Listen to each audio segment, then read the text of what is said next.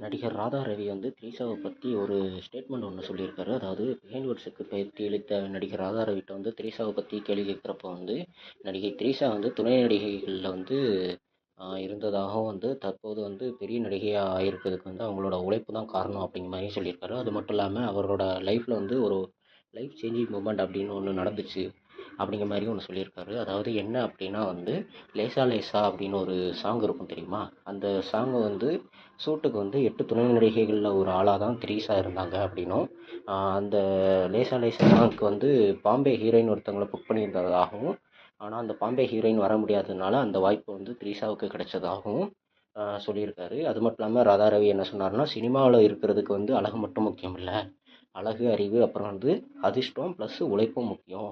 இது எல்லாமே கூடி வந்ததுனால தான் த்ரீஷா வந்து இவ்வளோ பெரிய ஒரு நடிகையாக வந்து உயர முடிச்சுது. மட்டும் இல்லாமல் இவ்வளோ தூரம் வந்து ஸ்டாண்ட் பண்ணி நிற்கவும் முடியுது அப்படிங்கிற மாதிரி வந்து ஒரு ஸ்டேட்மெண்ட் கொடுத்துருக்காரு.